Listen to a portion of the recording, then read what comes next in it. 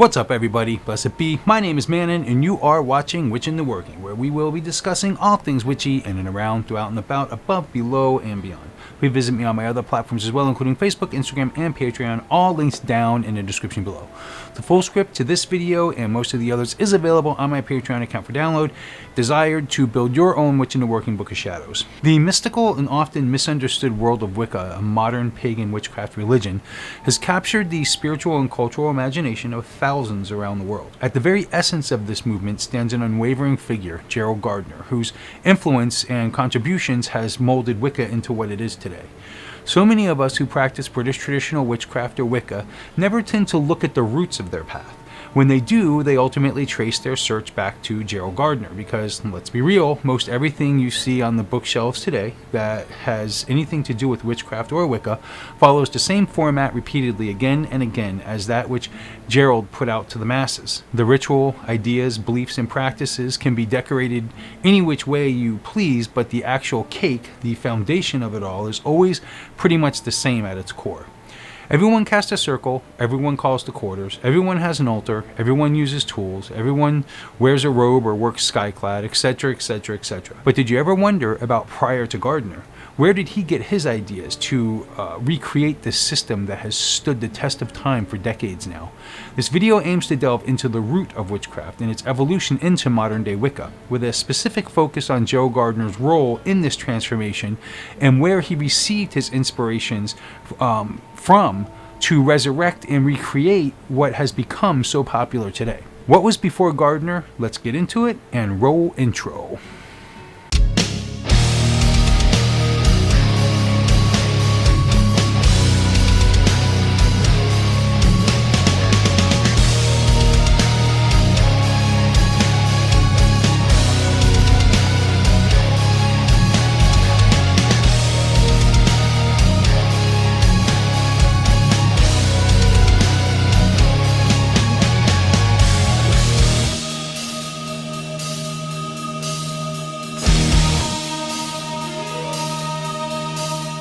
Welcome back everyone. Gerald Gardner, often regarded as the father of modern Wicca, was an English witch and author. His journey into the public eye began in the mid-20th century, a time when witchcraft was not only misunderstood but also shrouded in secrecy and often met with a poor reaction by society. Gardner's contribution was not just in practicing witchcraft but also in presenting it to the world in a new light as a structured and deeply spiritual practice. His workings in the 1950s and 1960s played an extremely important role in bringing witchcraft out of the shadow and into the realm of religious respectability. The foundation of Gardner's form of witchcraft was influenced heavily by various texts and occult practices, some ancient and some not so much. What I personally feel were his most studied texts that helped him to build his new system was The Witch Cult in Western Europe by Margaret Alice Murray and Eridia, or The Gospel of the Witches by Charles Godfrey Leland. These works, along with others such as the Key of Solomon and other ancient grimoires, along with his New Forest Coven and that he was part of, as well as the different societies he was part of, the Freemasons, Rosicrucians, etc., etc., provided Gardner with a wealth of historical and magical lore and practices, which he brought it all together into a coherent religious framework. Gardner's witchcraft was an eclectic mix of ancient witchcraft traditions, ceremonial magic, and folkloric elements repackaged for a modern-day audience. Now, let me take this moment to be very clear. Gardner did work with a coven called the New Forest Coven, in which he was initiated back in 1939. Philip Heselton has a series of books such as Wiccan Roots and Witchfather that clearly shows proof and evidence of this. Gerald practiced with this coven of witches for a decade before he began to fear that this wonderful treasure that he'd stumbled into would die out if it wasn't made more popular and mainstream. He asked his elders about publicizing their witchcraft. Remember, there was no Wicca back then, it was just called witchcraft, and they were not too enthused about this concept. From here, I believe they told him, hey, you want to put this out to the world, then go for it, but leave us out of it as the burning times are not over yet. This is when Gerald gathered together the witchcraft he learned from the New Forest Coven, again, I repeat, the witchcraft he learned from the New Forest Coven, and combined it with other pagan-based research to create his version of witchcraft, which came to be labeled by Robert Cochrane as Gardnerian witchcraft. Gardnerian witchcraft is a religious-based form of witchcraft, more than just a practice, but has a religious beliefs and overtones as well. Gardner's contributions and efforts to the modern-day Wiccan movement was monumental. He not only introduced a set of beliefs and practices, but also built a structure for the religion which includes initiation rites, covens, and a degree system. His books, such as Witchcraft Today and the Meaning of Witchcraft, were among the first to publicly discuss witchcraft as a religion, offering understandings into its rituals, beliefs, and history. These publications were important in attracting new seekers and building religious witchcraft, now known as Wicca, as a legitimate spiritual path. Gerald Gardner's role in the modern occult movement cannot be overstated. He was a pioneer who, through his writings and teachings, transformed witchcraft from a misunderstood and often vilified practice into a recognized and respected religious movement. His legacy continues to influence the practice of Wicca and witchcraft worldwide, making him a central figure in the history of modern paganism. As we explore the roots of witchcraft and its evolution into modern Wicca, it becomes clear that Gardner's influence was key in redefining witchcraft for the modern era. His unique vision and dedication laid the groundwork for what modern Wicca has become today, a dynamic, growing religious movement with adherents across the globe. Through Gardner's trial and errors, Wicca emerged from the fringes, shedding its cloak of mystery and becoming accessible to those seeking a religious path aligned with nature, magic, and ancient traditions.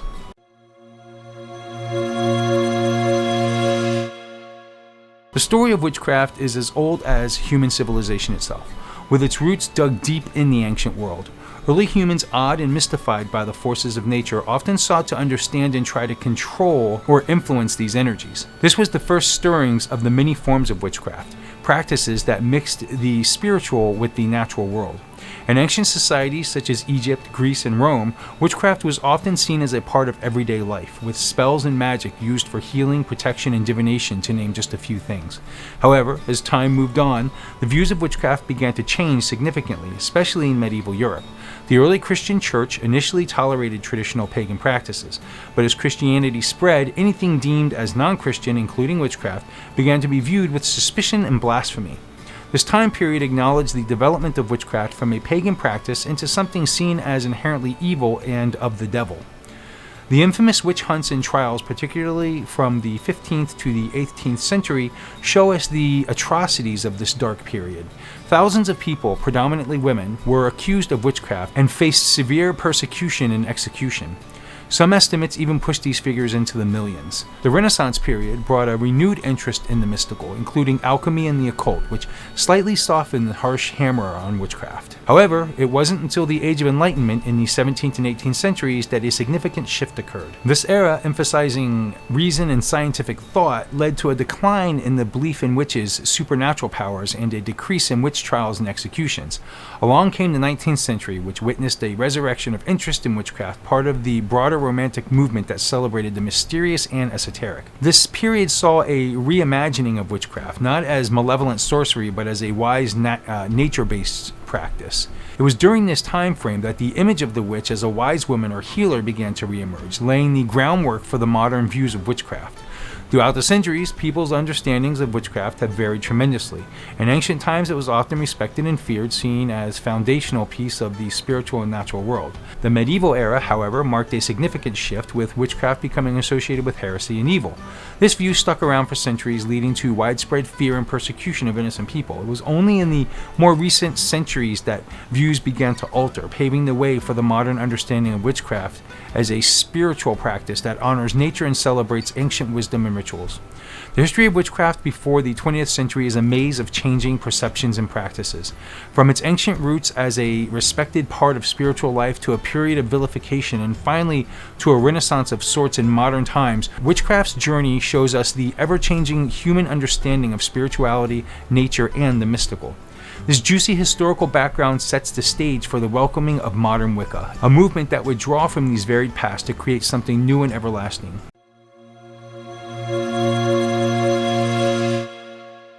The modern witchcraft and Wiccan movement, with its distinctive mixture of ancient pagan practices and contemporary spiritual beliefs, owes much of its development and popularization to Gerald Gardner. His life and works were foundational in changing witchcraft from a misunderstood and often evil practice into a recognized and respected religious movement. Let's take a look at his introduction of witchcraft to the public and his role in establishing British traditional witchcraft and Wicca as a formal religious movement. Gerald Gardner was born on June 13, 1884 in Blundellsands, Lancashire, England. Coming from a well-to-do family, he spent much of his youth traveling in Asia and working on tea plantations in Ceylon, now Sri Lanka, and rubber plantations in Malaya. This time spent with diverse cultures, religions, and spiritual practices had a significant influence on his beliefs in later writings. Gardner was also very much interested in the occult and joined various esoteric groups throughout his life, including the Freemasons and the Rosicrucians. His passion for anthropology, folklore, and archaeology further fueled his interest in ancient and mystical traditions. Gardner's journey into witchcraft began earnestly after his return to England in the late 1930s. He was initiated into a witchcraft coven called the New Forest Coven in 1939, where he learned about British traditional witchcraft. That's right, I've said it in a few videos before, and I rehash it once again here. There was no religion of Wicca when Gardner wrote his books and spread the word. There was only witchcraft. That would be called British Traditional Witchcraft to be exact. To learn more about this Wicca versus witchcraft scenario, see my video up here, as well as in the description below. In 1949, Gardner published High Magic's Aid, a fictional book that thinly veiled the practices and beliefs of witchcraft. However, it was his later non-fiction books, Witchcraft Today, written in 1954, and The Meaning of Witchcraft, written in 1959, that truly introduced witchcraft to the world. These books offered insights into what Gardner described as the remnants of an ancient pre-Christian witch cult. He presented witchcraft not as a superstition or a relic of the past, but as a living, vibrant spiritual path. Gardner is often credited with not only introducing witchcraft to the modern world, but also formalizing it into what would ultimately become the Wiccan movement. His approach to witchcraft was ingenious. He combined elements of ceremonial magic, folklore, and the ritual structure he found in various esoteric groups to create a new religious framework, in fact bringing witchcraft into a religious light and not just a practice. Central to Gardner's version of witchcraft, which again would later be known as Wicca, were the worship of a goddess and a god, the celebration of seasonal festivals, known as Sabbats, the celebration of lunar cycles, known as Esbats, and the use of magic and ritual for spiritual and personal growth. Gardner's witchcraft also placed a strong emphasis on the connection with nature and the practice of rituals in a coven setting. One of Gardner's most interesting contributions was the introduction of the Book of Shadows, a book of rituals and teachings that he says was passed down to him by his initiating coven of witches. This book became a core text for this witchcraft practice, copied and adapted by Gardnerian covens and practitioners around the world. Gardner also very much honored the idea of religious freedom and the right to practice witchcraft. His efforts, along with the repeal of the last British witchcraft laws in 1951, helped pave the way for the acceptance and growth of British traditional witchcraft and Wicca as a legitimate religious path. By the time of his death in 1964, Gardner had seen his beloved religion spread from a small, secretive group to a growing and increasingly public religious movement. Gerald Gardner's impact on the landscape of modern spirituality cannot be stated enough. Through his writings, teachings, and the establishment of British traditional witchcraft and Wicca, he offered new religious alternatives that resonated with thousands who sought a more personal, nature-based, and magical spiritual path. His work laid the foundation for the growth and diversification of witchcraft, Wicca, and related pagan movements, making him a central figure in the history of the 20th century spirituality. His legacy continues to influence contemporary witchcraft practices, affirming his role as one of the most significant architects of modern paganism.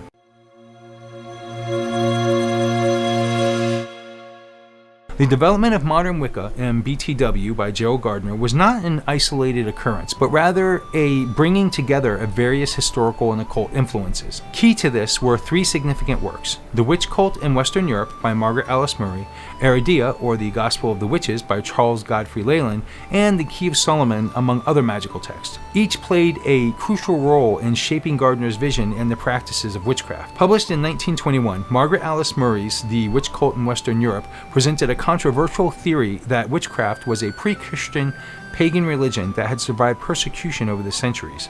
Murray insisted that the witch trials in Europe were actually an attempt to exterminate this ancient religion. She described an organized and underground cult that worshipped a horned god and practiced ritualistic ceremonies. Gardner was deeply influenced by Murray's theories. He cherished the view of witchcraft as a surviving ancient religion and worked this into his system of witchcraft. This perspective provided a historical basis for the witchcraft practices, lending them a sense of legitimacy and a foundational strength. In her book, Murray discussed the worship of a horned deity, interpreted as a god of fertility, within the supposed ancient witch cult. Gardner incorporated the horned god as one of the primary deities in witchcraft. This deity, often associated with nature, wilderness, sexuality, and the hunt, became a central figure in his craft cosmology, representing the male aspect of divinity. Murray described elaborate gatherings of witches, known as esbats and sabbats. These were times when witches would meet, feast, and perform rituals according to her interpretations of historical trial records. Gardner grasped these concepts of esbats and sabbats and worked them into his practice. Esbats, typically held at the full moon, became regular meetings for rituals and magic work, while sabbats, held on seasonal festivals, became a celebration of the wheel of the year, marking the changes in seasons and agricultural cycles. Murray detailed various ritual practices from the trial records, such as the use of ointments, incantations, and dancing around a fire. Inspired by these descriptions, Gardner formulated ritual practices for his witchcraft. He introduced specific rituals for initiation, seasonal celebrations, and spell work, drawing from the ritual elements Murray described. Murray's book talks about witches gathering in groups, which she referred to as covens. She suggested that these covens were organized and had a specific number of members, typically 13. The concept of the coven became a key organizational structure in his craft. Gardner incorporated the idea that a coven should ideally consist of 13 members and be led by a high priestess and a high priest, thereby creating a formal structure for BTW groups. Published in 1899, Heredia, or The Gospel of the Witches, by Charles Godfrey Leland, claimed to be a book about the religious practices of a group of pagan witches in Tuscany, Italy. The book revolves around the figure of Heredia, a messianic witch who taught the practice of witchcraft as a form of resistance against the feudal system in the Catholic Church. Leland's portrayal of witchcraft as a rebellious and liberating force sat well with Gardner. He was particularly inspired by the book's explanation of the divine feminine in the form of Heredia and the ritual and spells it described. These elements as well were written into his creation, emphasizing the worship of the goddess alongside the god and adopting several of Leland's spells and rituals.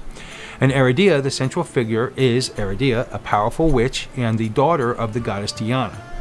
She's portrayed as a savior of the oppressed, teaching witchcraft as a means of resistance. Gardner was inspired by the figure of Heredia and the emphasis on the feminine divine. He incorporated the worship of a goddess into BTW, with the goddess being a central deity alongside the horned god. Let me be very, very clear that Gardner did not utilize the goddess Heredia from this book. He simply was fascinated by the concepts and idea of a strong goddess figure. The goddess in BTW in modern-day Wicca is often viewed as a triple goddess, maiden, mother, and crone, a concept that resonates with the portrayal of Heredia as a powerful and multifaceted female figure. Heredia includes a section known as the Charge of the Goddess, where the goddess instructs her followers on how to worship and honor her. Gardner adapted the Charge of the Goddess as a key piece of text in Wicca. This piece is often recited during rituals and is paramount to our theology, outlining the relationship between the goddess and her followers and setting the tone for the respectful and loving worship of the feminine divine. Heredia emphasizes a strong connection to nature and the use of magic and witchcraft as tools for empowerment and transformation. Gardner's witchcraft heavily emphasizes the honoring and love of nature and the practice of magic. He integrated this aspect of Heredia into the craft, framing it as a nature-based religion where the earth and its cycles are celebrated and magic is used as a means of working in harmony with natural forces. The book describes various rituals, spells, and practices used by Italian witches, including the use of charms, healing, and protection spells. Gardner incorporated many of these practices into craft rituals. He adopted spell work, the use of charms, and other magical practices from Heredia, adopting them to fit the framework of ritual and ethical guidelines. Heredia presents witchcraft as a form of resistance against feudal oppression and religious persecution, portraying witches as rebels and protectors of the poor and downtrodden. Gardner was inspired by this theme of rebellion and empowerment. In his system, he emphasized the idea of spiritual and personal sovereignty, encouraging practitioners to seek their own path and resist societal and religious oppression. This aspect of witchcraft appealed to those feeling marginalized by mainstream religion and society, matching Aridia's themes of liberation and empowerment. The Key of Solomon is a medieval grimoire magical manual purportedly written by King Solomon. It contains detailed instructions for summoning and mastering spirits and achieving supernatural powers. Alongside this, Gardner studied other texts of ceremonial magic, which provided a framework for ritualistic practices that he designed to go along with his religious forms of witchcraft. Gardner as well was a member of Freemasonry, the Rosicrucian Society, and the Order Templi Orientis, which assisted in his ritual development and ideas. Gardner intertwined elements from the Key of Solomon and similar texts into his rituals. The complex ceremonial magic outlined in these works influenced the structure and content of BTW rites, which later down the line incorporated into Wiccan rites. The Key of Solomon is renowned for its detailed descriptions of magical tools such as the wand, sword, pentacles, and the circle of art. Gardner incorporated the use of these magical tools into his practice. The athame, or ritual knife, which corresponds to the sword in Solomonic magic, became a primary tool for directing energy and casting the ritual circle. Likewise, Gardner adopted the use of the wand, pentacle, and other tools, assigning them roles and meanings within his rituals. The Key of Solomon includes detailed instructions for casting a protective circle for magical work, a practice common in many grimoires. The casting of the circle became a central element of BTW ritual practice. Some say Gardner adapted the Solomonic method, simplifying it for his use. The circle in craft tradition serves both as a protection from external energies, as a boundary between the mundane world and sacred space of the ritual, and also as a container to hold all power raised within thee until released by the witch or witches. This last part is called a cone of power, and this concept in practice actually is the one thing that separates a witch's magical circle from a magician's magical circle. Honestly, I believe that Gerald didn't get the circle casting idea from the Key of Solomon. I believe this particular practice was shown to him by his New Forest coven.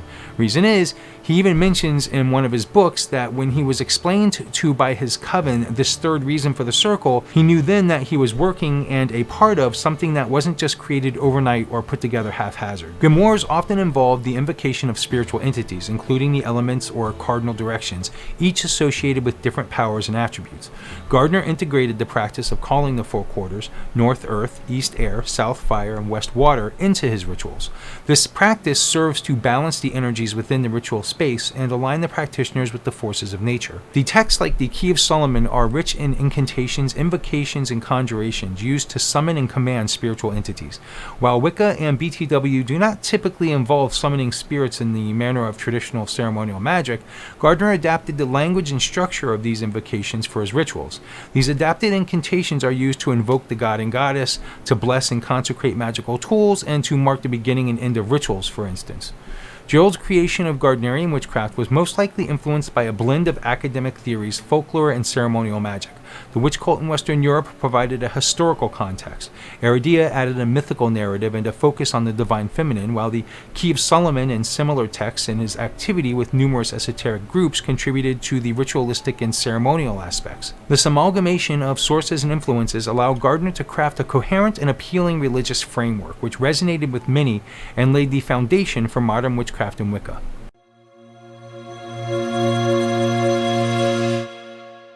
As British traditional witchcraft spread, it naturally evolved, branching into various traditions and styles.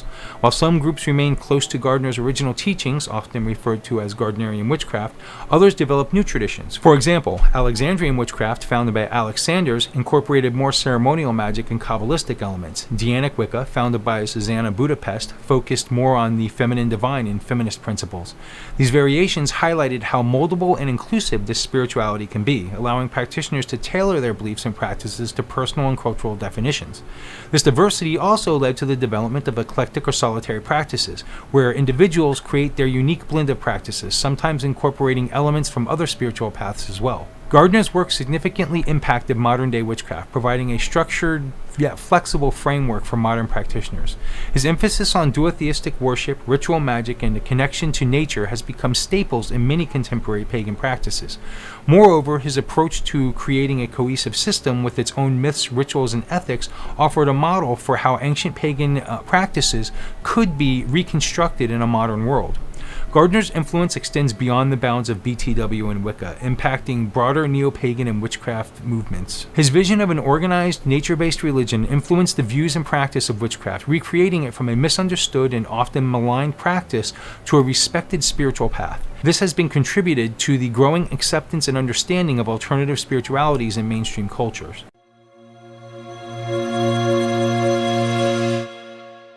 The journey of witchcraft from its ancient roots to the establishment of modern witchcraft is a fascinating story of evolution, transformation, and resilience. This video has touched on the historical pieces of witchcraft, the pivotal role of Gerald Gardner in shaping modern witchcraft, the important influences that helped form his vision, the coming together of these influences into a coherent religious practice, and the lasting impact of Gardner's work on modern-day witchcraft. Gerald Gardner burst onto the scene as a key figure in this transformation.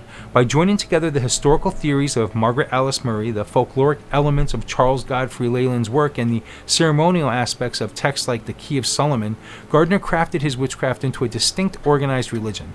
His efforts not only resurrected elements of traditional witchcraft, but also influenced them with new life, creating a path that was both historically grounded and meaningful for modern-day seekers. Post-Gardner, witchcraft expanded rapidly, evolving into various traditions and practices such as Wicca.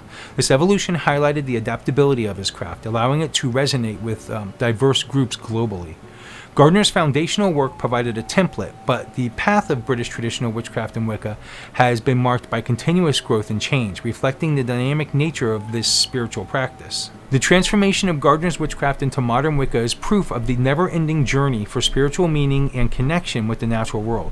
It shows a collective journey towards understanding and embracing diverse spiritual paths. The story of BTW's evolution from the shadows into the light of a mainstream acceptance is not just about witchcraft. It's a story about religious tolerance, the reclamation of ancient wisdom, and the importance of adapting spiritual practices to meet today's needs. As this exploration draws to a close, I challenge you to delve further into this intriguing and vibrant spiritual path. Whether through reading Gardner's works, exploring the rich traditions that have branched from this foundation, or even participating in modern witchy practices, there's a wealth of knowledge and experience waiting to be discovered. The many traditions of witchcraft and Wicca, in their essence, are a celebration of life, nature, and the power of transformation, offering glimpses and wisdom that are as relevant today as they were in the past. This journey into the heart of modern witchcraft reveals a world where ancient traditions and modern sensibilities come together, creating a spiritual practice that is both deeply rooted and ever evolving. Well, that's going to wrap up this episode of Witching and Working. How do you feel about my theories of Gardner's early influences? Let us all know down in the comments below. If you like this video, please give me a thumbs up, and please subscribe if you haven't already. And don't forget to ring that little bell to be reminded of the wonderful and exciting future episodes to come. I love you guys and gals. Blessed be.